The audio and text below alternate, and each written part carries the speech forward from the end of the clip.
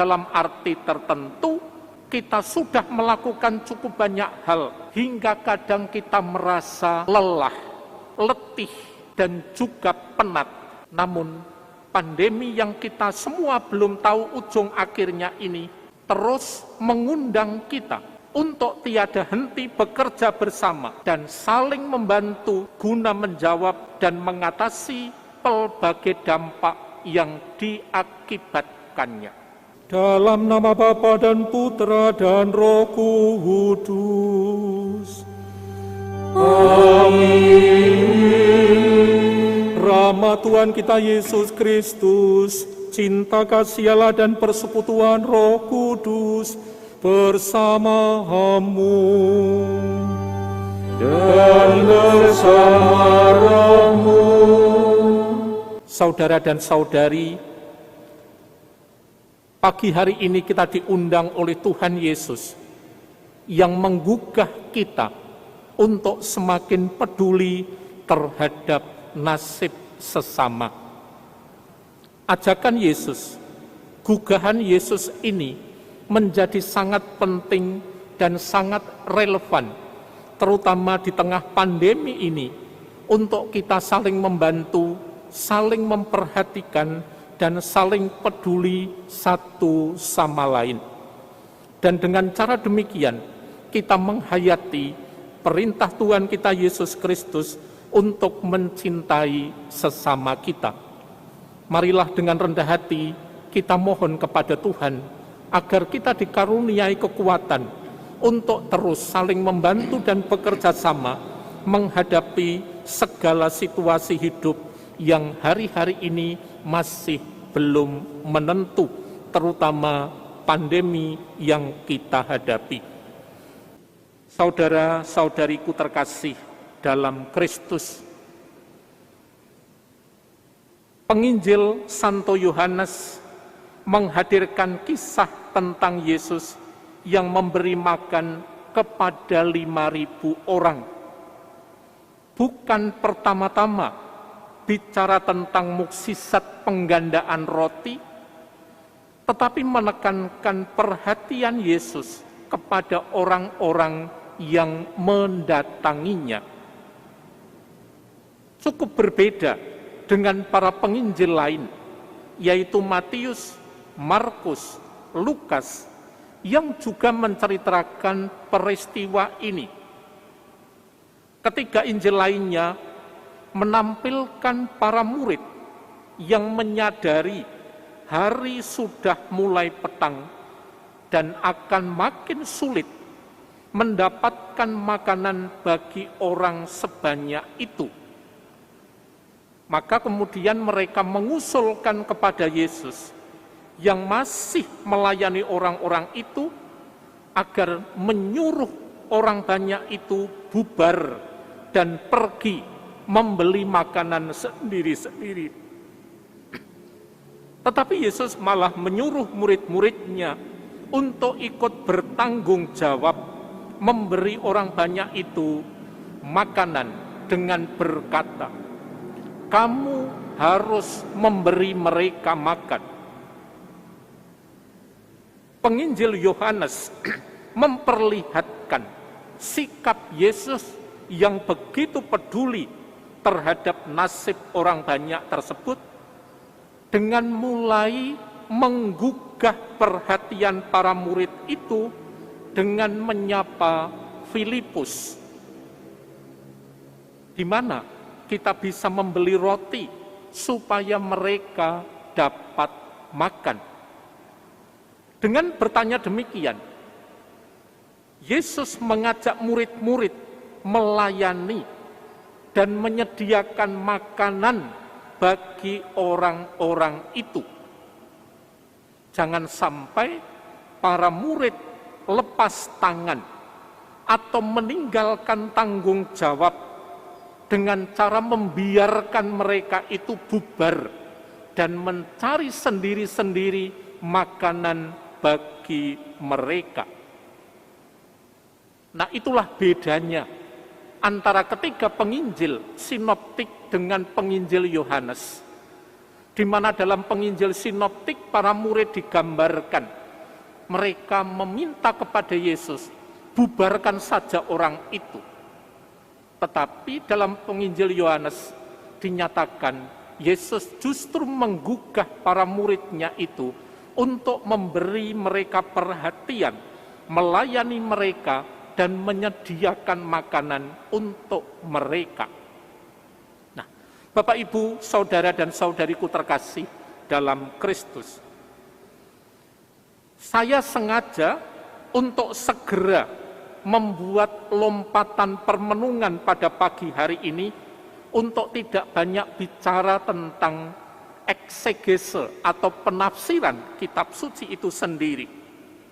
Kita langsung bisa bertanya, sabda pagi hari ini memberi pesan apa untuk kita? Lebih-lebih ketika kita berada di tengah pandemi ini. Saya menyatakan bahwa di tengah perjalanan menghadapi pandemi COVID-19 ini, yang telah menyebabkan banyak orang mengalami kesulitan, khususnya di dalam memenuhi kebutuhan dasar atau kesejahteraan pokok, terutama terkait pangan, pendidikan anak, pekerjaan, dan juga kesehatan. Kita murid-murid Kristus yang tidak lain adalah gerejanya ini digugah juga oleh guru kita itu dengan pertanyaan yang hampir sama dengan yang ditanyakan oleh Tuhan Yesus kepada Filipus. Tetapi saya coba rumuskan dengan kontekstualisasi pada masa pandemi ini. Pertanyaannya menjadi begini, bagaimana kita akan terus mengupayakan agar masyarakat yang sangat terdampak oleh pandemi ini bisa tetap tercukupi kebutuhan dasar mereka. Yang tadi saya sebut, pangan, pendidikan anak, pekerjaan, dan juga kesehatan. Saya tidak mau mengatakan bahwa kita, bahwa gereja belum berbuat apa-apa. Para imam, para bruder, para suster bersama dengan seluruh umat sudah banyak melakukan karya kemanusiaan bagi mereka yang sangat terdampak oleh pandemi ini, baik di kalangan umat Katolik sendiri maupun kepada masyarakat pada umumnya. Pelbagai inisiatif dan upaya serta karya sudah dilakukan. Bahkan dalam arti tertentu, kita sudah melakukan cukup banyak hal, hingga kadang kita merasa lelah, letih, dan juga penat.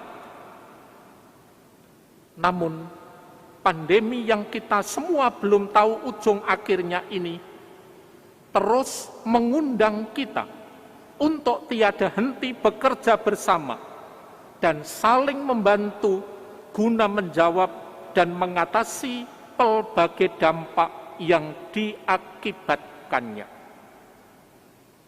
Saudara-saudariku terkasih dalam Kristus, menurut perkiraan Badan Kesehatan Dunia atau WHO, pandemi ini masih akan cukup panjang. Bahkan varian-varian baru corona diperkirakan akan muncul satu sesudah yang lain.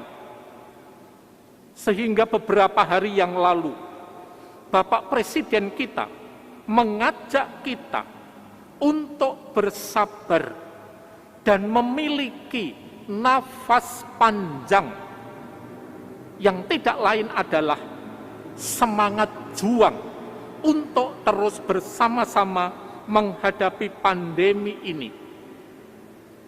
Maka bekerja sama dalam pelbagai upaya menghadapi pandemi ini harus terus kita galang, terus kita usahakan, dan terus kita tingkatkan.